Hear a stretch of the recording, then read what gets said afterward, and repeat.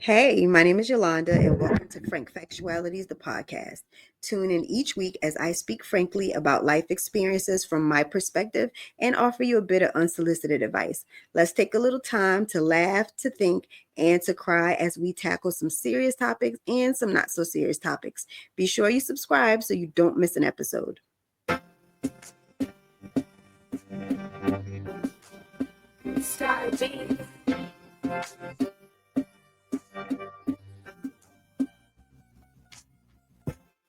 Hey, welcome to Frank Factualities, the podcast. My name is Yolanda. Thank you for tuning in to my show for another week and joining me for another episode. How is everyone doing? I hope all is well.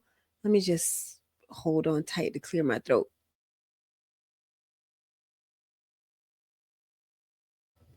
Yeah, so it sounds as though I'm still sick, but I'm really not. I think it's allergies. Even though I didn't think I ever had allergies, I guess we all are subjected to the pollen and it affects you in some way, shape, fashion, or form. It's not fun. I'm glad my nose isn't like stuffed, but I get some stuff going on in my throat sometimes that causes me to have to couple of times and get and clear that. So that's has been about it. What's going on with me? My head hurts. I call myself getting some faux locks with the little like wavy things in them. I don't even know what you call them, but I wanted it. I saw somebody on Instagram, so I put a message out on social media like, "Hey, anybody can do this." And the reason I did that because I wanted exactly like that. Now I know typically if you send somebody a picture or say I want my hair just like this, you're not going to always get it exactly like that. That's not realistic to think that your hair is going to look exactly like a picture of someone who did it who isn't the person that you went to. That's not really. I get that. However, you want it to be close. Now, I know that there will be a little bit of variation because number one, I don't have no hair. My hair in the back is maybe 3 inches, and that's stretching it. It's maybe 2 to 3 inches. I might got 4 inches at the top. You know, the top of my hair is typically a little longer. So trying to get or accomplish the things that I want is a little difficult based on the type of hair I have. And so I like my hair. It's not what I imagined in that the faux locks are a little thicker than I wanted, and it's a lot longer than I wanted it to be. I look like one of the children right now. However, because my hair is short, she used rubber bands, and I'm just not used to that type of tension. I have a short pixie cut, and I don't plan on growing out or anything, guys. I'm trying something new for a little minute because unfortunately my stylist has breast cancer and she's been doing her chemotherapies and she's just not in a position to do hair right now at the current time, and I'm not even sure she'll pick it back up later. But until I find somebody that I want to continue to do my hair, I figured since this is like a rough time at work as we wrap up the end of the school year, I got a lot of things going on. I just didn't want to have to deal with going to somebody new and going through that whole experience. The ladies know what I'm talking about. When you got the person that you got who do your hair and you're regular with them and they know you, going to somebody new sometimes can just be a headache when you're trying to figure out, whether or not you know, they got the time you're gonna have, how many people in the salon, getting to know the salon and the people in it. I just right now don't really want to go through that. And yes, there are people in her shop that could do my hair, but again, just being comfortable with now having somebody else new to do it is just something that I just don't feel like right now. So I'm gonna braid. Well, I got this style and I'll try to keep it as long as I can. And then hopefully I can keep it as close to the end of the school year as I can. I wanted to keep it for 2 months. So, maybe the end of May. And I don't know if I can do that or not, but if I can, I will. If not, I'll have to find somebody and I'm going to keep my hair short. So it's not because I want it to grow, because even if it grows, I'm going to chop it back off. I like the convenience of the short hair. I've stayed on that too long. So we're going to move straight on. I don't really have, any street talk. There's nothing I really want to talk about with the street talk. I've been really busy this week. So I see things, but it wasn't note taking worthy. Like it wasn't something I was like, oh, I want to talk about this.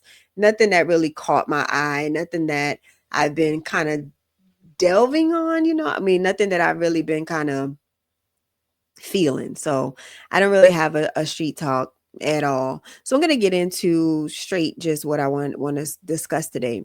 Now, I don't know how many of you experience this, and I don't know how many of you can relate to what I want to talk about, but I have several actually, unfortunately, situations like this that I want to talk about. So, if you are single or if you're not single, if you look a certain way and people tend to think that you're attractive, have you ever experienced people assuming that you are tied to people or assuming that you are attached to a person because you all are friends or you're talking to someone?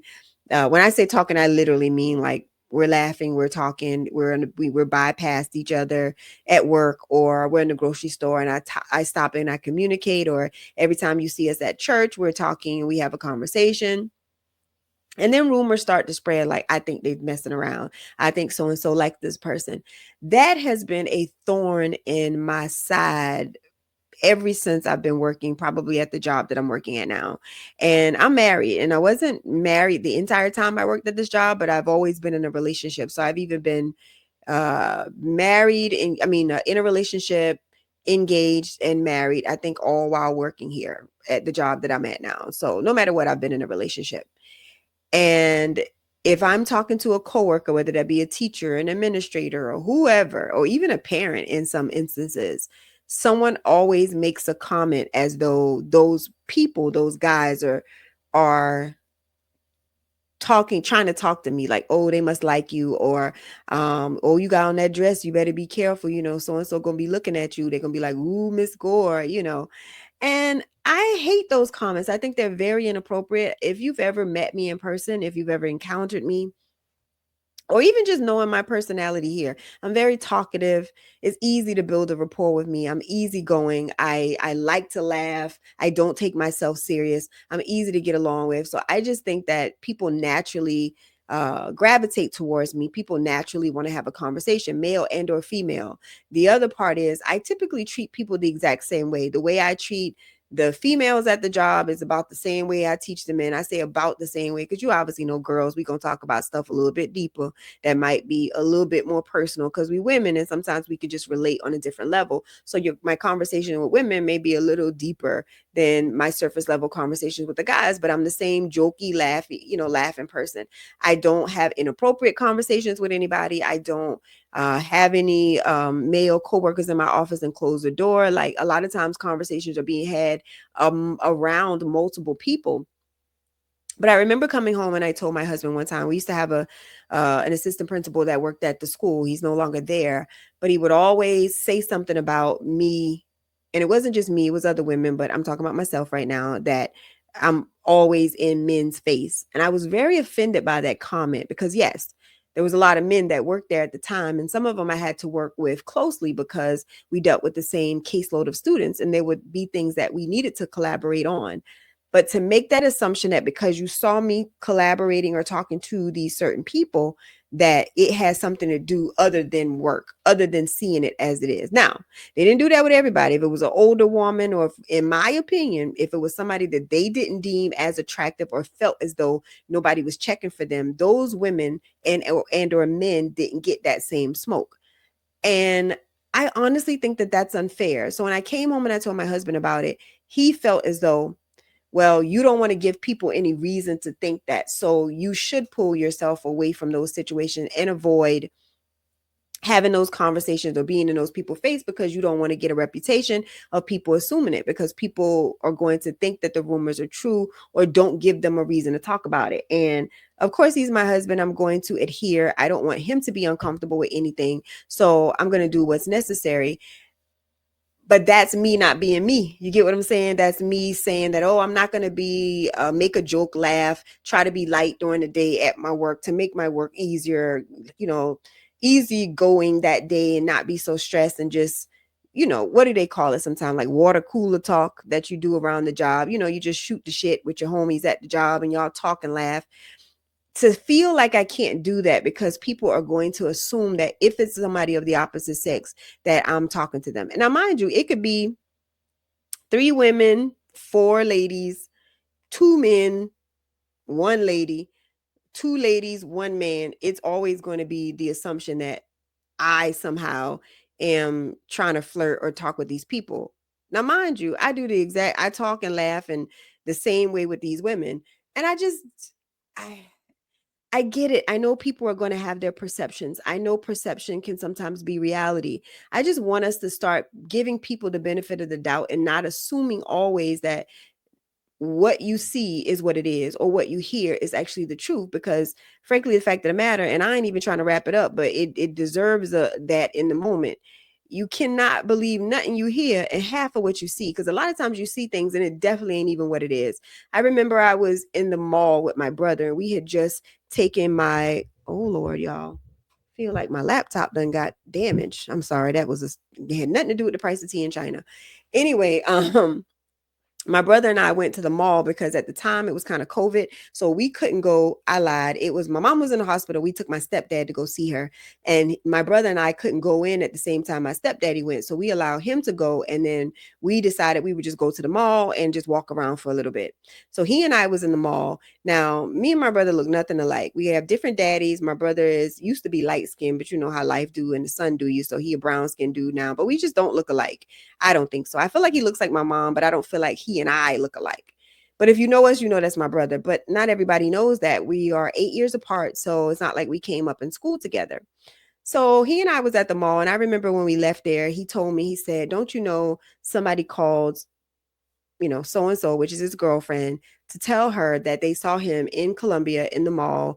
And that's just a nearby city for those of you who don't live in the area from where we're from, maybe about 45 minutes or so from where we live to an hour, depends on where we're going in that location. But anyway, to tell her that he was in the mall with this girl. So now he was like, really? Again, believe half of what you see. Yes, he was with a girl. That was the half truth. The other non-truth to that was it was his sister. But of course, these people don't know me. And he was like, how did they say the person looked? She was dark skinned, she had short hair, she was shorter than him. She was, about medium built, whatever. He was like, who do you know that looked like that?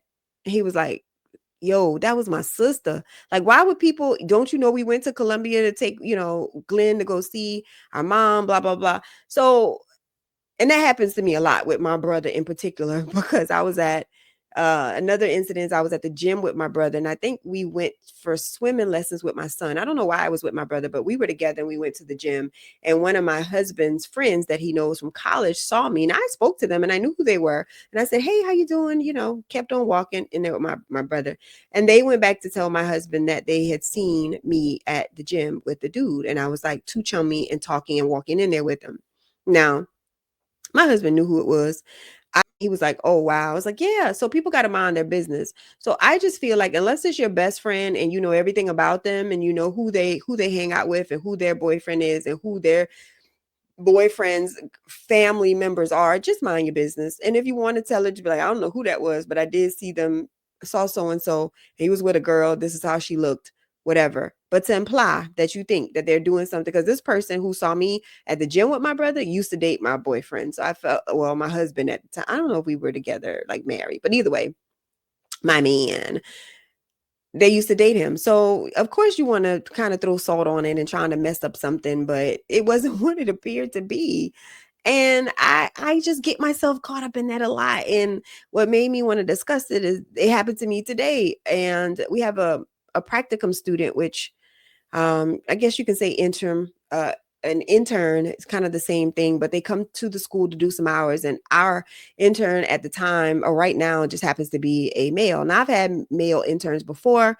My last intern was a female, but this one actually isn't my intern. They're under one of the other counselors, but of course he works with all of us.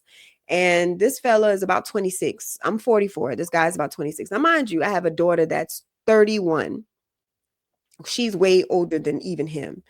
And it was brought to my attention by one of my superiors today that they observed us leaving campus together. Now, we were going off campus to pick up some items for an organization that I'm co-advisor for. And I just asked if he wanted to ride because we had to go get food. And this was just going to be afterwards, because another one of my superiors was requesting that I pick up lunch or pick up some food for them. So, I was like, you want to ride? Not thinking nothing of it, because this intern has rolled with us before, but by us, I mean all of the counselors, and we were all in the same car. This time it was just the two of us. Now, I wasn't in any trouble. They were just saying, hey, I just want you to know how that looks. That doesn't look good for you and this guy to be leaving or coming back in the school together, because it can be implied that something is going on with you guys. Now, granted, I don't even deny that, because after going through what I've been through kind of my whole career, I know that that's how people think. I don't agree with it. I don't think it's right, but their perception is reality in their mind. So I understood. It wasn't argumentative. I just said, no, it wasn't like that. But to be honest, I did not even consider the thought, because I truly see him as I know he's not a child, he's a grown man.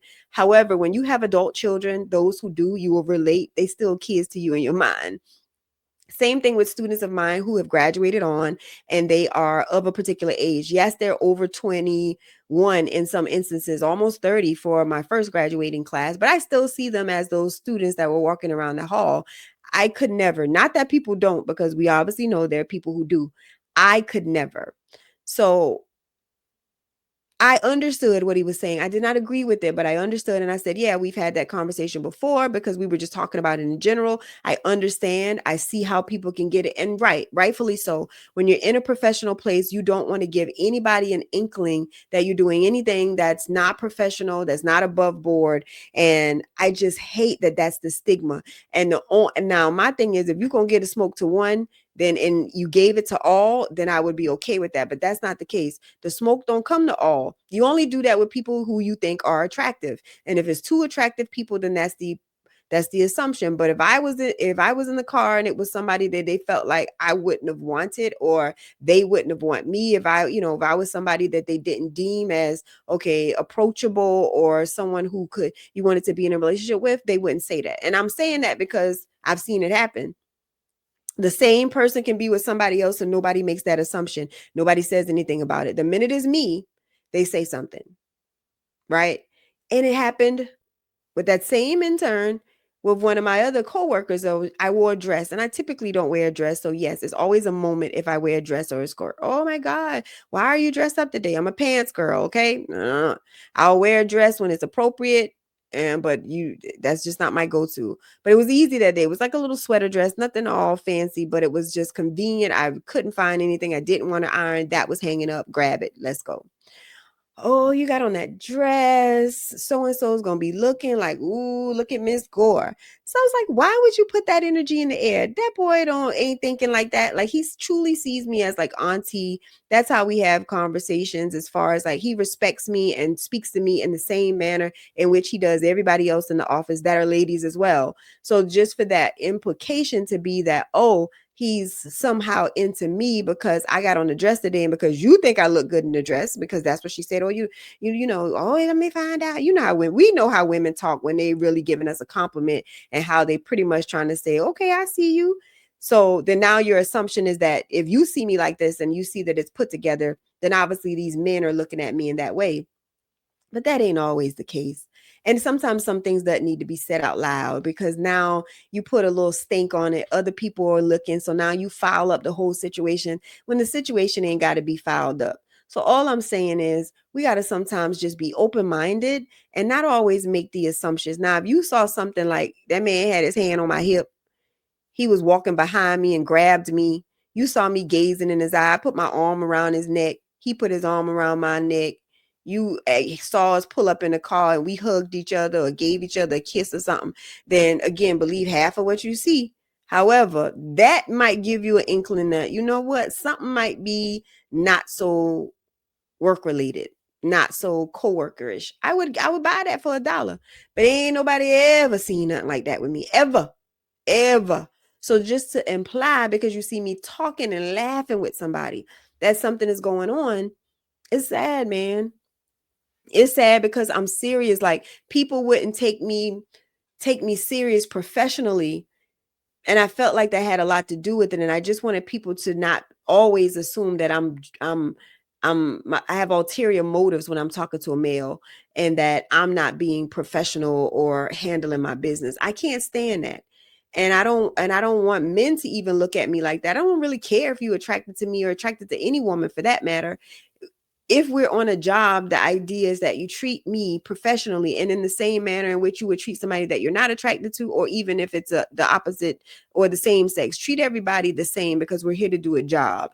And at the end of the day, I've just learned to remove myself from those situations or not give people the indication that something could be something other than what it is. So if I'm talking to a male or even an adult male or student that's in my office, if it's not super personal, because there's sometimes I do have to close my door, especially when kids are discussing something very private or that I have to discuss something very private and personal to them, I will close the door. Same thing as if there's an adult in there and we have to discuss something and there's students in the office and we can't discuss it with the door open or out loud, I will close my office door. But most times I'm never in a space with people where no one can see or hear what's going on. And again, I keep my distance and I try to keep things professional and above board, even though I do have water cooler talk with my coworkers. I'm not going to say that I don't, but typically it's around other coworkers so that nothing can be misconstrued, nothing can be misinterpreted, because everybody is having the conversation, especially around the people who I know are the talkers. So I tend to have these water cooler talks around these people. I tend to be honest. I tend to be very open and share everything that may have been discussed or talked about so that you don't feel like something is being, but you would be surprised the amount of rumors that go on about you and the assumptions that people make based on how you carry yourself. It's sad. And I try not to participate in the work gossip in that manner because I've seen some things too. And I see people, and yeah, I do have my assumptions like, Lord, she always or he always in that person's office or in that person's classroom, or they always together. And I think it, but I would not dare go spread a rumor and be like, I think so and so talking to so and so because they always together. And even if they are, it's not my business. It's not my business. I just feel like you mix up in murky water, you go get dirty. You get what I'm saying? You can't get out of that. You got to stay out of those things, and we got to be a little bit more open-minded. Like don't spread rumors about people because you literally could be ruining families and lives. Like I said, I have to come home and have a conversation with my husband about these things because I don't want anybody to come to him or someone to suggest to him that, oh, I'm always in men's face, because those were the exact words that my former supervisor used. Oh, you always in men's face. And I'm just like, and I've had even cafeteria ladies say that to me. Like I could be in a line and I'm talking to one of my coworkers and they're like, okay, who's next? And I miss the, okay, are you next to get your food? Because, we just talking and laughing or whatever. If you don't stay out of man's face, you will hear me saying it, stop. And I'm just like, what does that have to do with anything? I'm literally just talking. Had this been a woman, you wouldn't have said that. It has nothing to do with the fact that it's a man, the fact that we just laughing and I didn't hear you or see that it was my turn. But to make that is just, unless my husband doesn't get this, but ladies, y'all will understand. Let's not act like women don't be envious of maybe the attention that you get that they don't necessarily get. That's a real thing. Now I ain't tooting my own horn. I don't want this episode to come across like I'm just, oh, she thinks she all of that. No, that's not what I'm saying, because we all have experienced something similar to what I'm saying. These were older women, but I think what's that lady name? Steph Curry's wife said this one time, like, yes, I'm married, but sometimes you still want to know that you got it. Sometimes you still want somebody to give you the eye, like, okay, I'm still attracted. We know our husbands love us. We know, I know for sure my husband finds me attractive, tells me all the time that I'm beautiful. So I don't need to hear that. But sometimes in the back of your mind, you're like, that's my husband. He's supposed to say that. So am I still, beautiful? If I wasn't married, would I still gain my husband's attention? Would he still turn around if he saw me walk in the room? So sometimes you want to still know that you got it. Not that you want to cheat, not that you want that attention, but sometimes you want somebody to give you a second look. You keep walking, but the second look is like, okay, well, I guess I still look good.